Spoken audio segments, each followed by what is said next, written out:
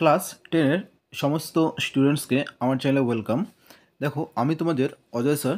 আজকে থেকে তোমাদের আমি শুরু করছি তোমাদের যে ক্লাসের এই ইংলিশ পার্টটি, ইংলিশ সাবজেক্টটি সেটি করছি। সেটা প্রথম শুরু করছি লেসন 3 দিয়ে। সেটা রয়েছে দ্য পাসিং অ্যাওয়ে অফ বাপু।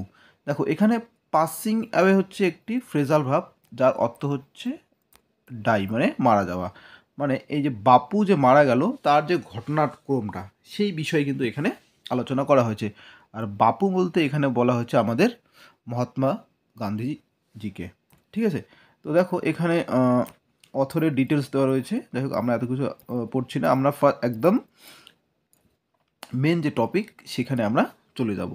দেখো, ইউনিট 1টা আজকে তোমাদের আমি ইউনিট 1টা কমপ্লিট করিয়ে দেবো। তোমরা অবশ্যই মনোযোগ দিয়ে শুনবে। দেখো, আই ওয়াজ, এখানে আই ওয়াজ বলতে রাইটারকে বোঝানো হয়েছে। ঠিক আছে, আই ওয়াজ মানে Nayantara Sahgal was having tea at home on the evening of 30 January 1948। দেখো, নয়নতারা সেহগাল ওয়াজ হ্যাভিং টি মানে সে চা পান করছিল, অ্যাট হোম মানে কোথায়, বাড়িতে, অন দ্য ইভিনিং অফ মানে সেই সন্ধ্যাটায়। কবেকার সন্ধ্যা? সেই সন্ধ্যাটা হলো 30শে জানুয়ারি 1948 সালের সন্ধ্যায় লেখক তার নিজ বাড়িতে সান্ধ্যকালীন চা পান করছিল।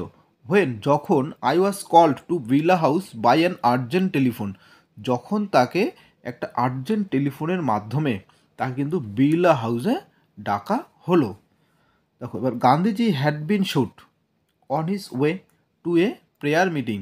গান্ধীজি হ্যাড বিন শুট, দেখো এখানে গান্ধীজিকে শ্যুট করা হয়েছে, হ্যাড বিন শুট মানে প্যাসিভ ফর্মে রয়েছে। গান্ধীজিকে শ্যুট করা হয়েছিল অন হিজ ওয়ে তার রাস্তায়, কোথায় যেতে, to a prayer meeting, prayer meeting যাওয়ার সময় রাস্তায় তাকে গুলি করা হয়েছে। আই ওয়াজ নাম with shock as I got into the car. যাবার জন্য যখন গাড়িতে উঠছি তখন শোকে দুঃখে আমি অসাড় হয়ে গিয়েছি। মানে এই খবরটা শোনার পরে সে কিন্তু নিজেকে আর সামলে রাখতে পারছে না, কেননা আমাদের প্রিয় মহাত্মা গান্ধীজি তাকে গুলি করা হয়েছে। এবার দেখো,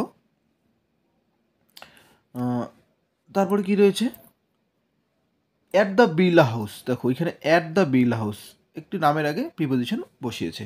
at the Birla house, Birla হাউসে গান্ধীজির রিলেটিভস অ্যান্ড ফলোয়ার্স, রিলেটিভস মানে কি তার আত্মীয় স্বজন, এবং ফলোয়ার্স মানে কি তার অনুগামীরা, হ্যাড গ্যাদার্ড মানে একদম জড়ো হয়েছে, রাউন্ড বাই হিজ বডি তার শরীরের চারদিকে। তাহলে বিড়লা হাউসে গান্ধীজির রিলেটিভ, সমস্ত রিলেটিভস আত্মীয় পরিজন এবং তার অনুগামীরা তার শরীরে বা তার যে দেহর চারদিকে একদম জমায়েত হয়েছে। There was silence in the room as Gandhiji breath his last. There was silence, সেখানে একদম একদম নিস্তব্ধ একটা অবস্থা, ইন দ্য রুম ঘরটার মধ্যে, অ্যাজ যেহেতু গান্ধীজি ব্রেথ হিজ লাস্ট সেখানে গান্ধীজি শেষ নিঃশ্বাস ত্যাগ করেছিলেন।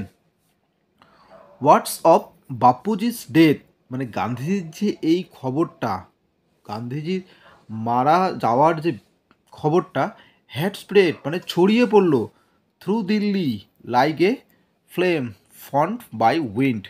মানে গান্ধীজির যে এই যে মারা যাওয়ার যে খবরটা, সেটা বাতাসে উজ্জীবিত অগ্নিশিখার মতো গান্ধীজির খবর সারা দিল্লিব্যাপী ছড়িয়ে পড়ল। ঠিক আছে, flame fanned by a wind.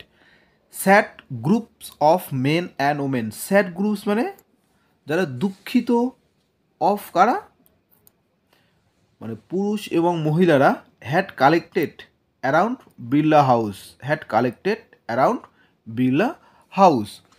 শোকাহত বহু পুরুষ এবং মহিলা বিড়লা হাউসের চারদিকে জড়ো হলেন। Out of every window one could see a brown blur of faces.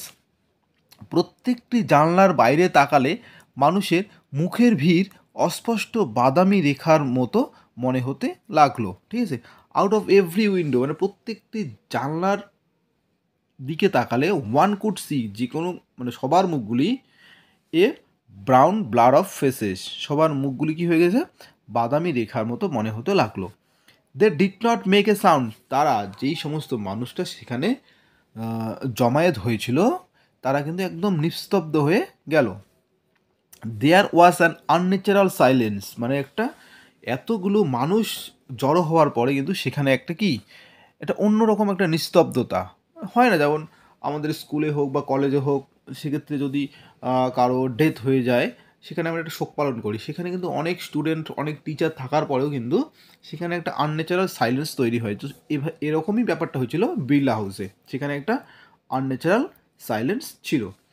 ইট ওয়াজ, এটি ছিল অ্যাজ ইফ, মনে হচ্ছিল যেন time stood still for those few minutes, মানে এটি দেখে এমন মনে হচ্ছিল যেন সময় কিছুক্ষণের জন্য ঘড়ির কাঁটা বা সময় একদম থেমে গিয়েছে। ঠিক আছে, এবার তারপরের পেজ দেখি আমরা।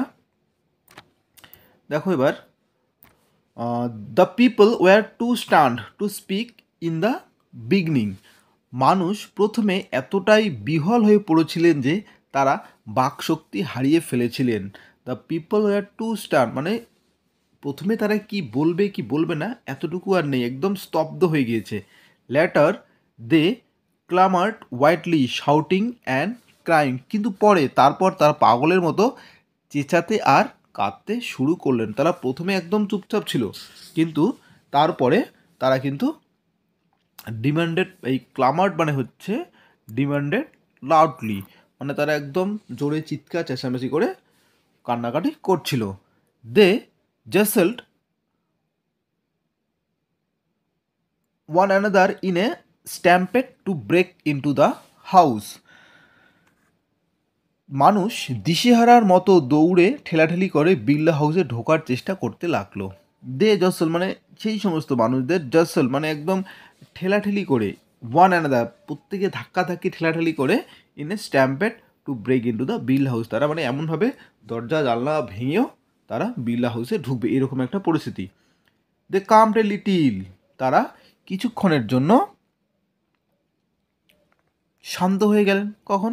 When it was announced that, যখন এটা ঘোষণা করা হলো that they would be allowed to see Gandhiji before the funeral, যখনই এটা ঘোষণা করা হলো যে সবাইকে তাদের দেখতে দেওয়া হবে, গান্ধীজির শেষকৃত্য করার আগে সবাইকে সুযোগ দেওয়া হবে গান্ধীজিকে দেখানোর জন্য, তখন তারা দে কামড এ লিটে, তারা কিছুক্ষণের জন্য কিন্তু শান্ত হয়ে গেল। এবার নেক্সট দেখো, তোমরা অবশ্যই জানাতে ভুলবে না পড়াটি কেমন হচ্ছে, আমি আমার পড়ানোর ঠিকঠাক রয়েছে কি না, ঠিক আছে।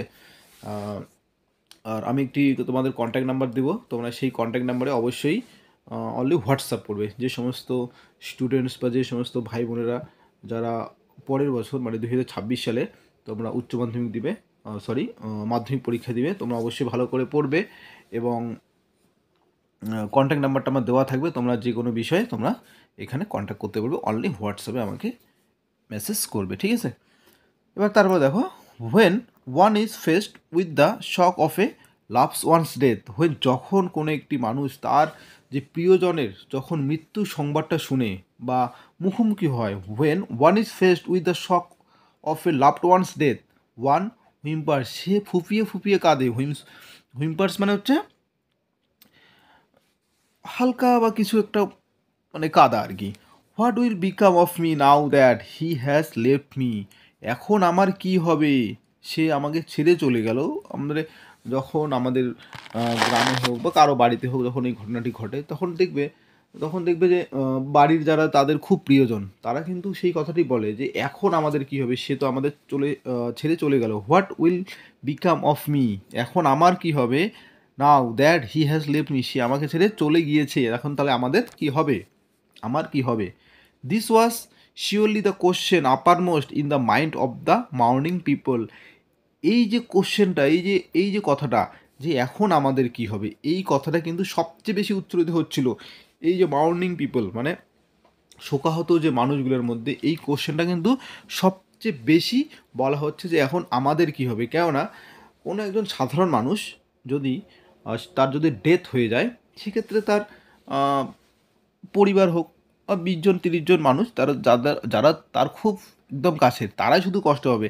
আর এখানে কিন্তু আমাদের দেশের, আমাদের সেই স্বাধীনতার প্রাক্কালের যে মেন ছিলেন, যার জন্য বা যার বিশাল একটা ভূমিকা রয়েছে আমাদের ভারত স্বাধীনতা হওয়ার জন্য, তিনি মারা গেলেন। তাহলে গোটা ভারতবাসী দেখছে যে এখন আমাদের কী হবে। কেননা ঘটনাটা কিন্তু খুব বেশি দিনের না, ঘটনাটা ছিল হচ্ছে 1948 সাল, আর আমাদের ভারত স্বাধীন হলো 1947 সাল। মানে আগস্ট, সেপ্টেম্বর, অক্টোবর, নভেম্বর, ডিসেম্বর, জানুয়ারি, মানে 5 মাস, প্রায় 5 থেকে 5.5 মাসের মধ্যে কিন্তু সে গুলিবিদ্ধ হলো।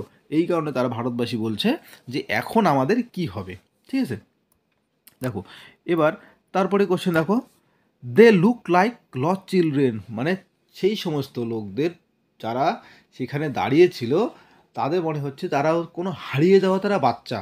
তো সাপোজ কোনো মেলায় যদি কোনো একটা বাচ্চা হারিয়ে যায়, সে কিন্তু একদম হতভম্ব হয়ে যায়, সে কাকে কী বলবে, একদম চুপচাপ থাকে, সে কাউকে কিছু বলতে পারে না। তো এখানে আমাদের তখনকার মানুষদের সেরকম অবস্থা হয়েছিল যে they look like lost children, তারা হারিয়ে যাওয়া।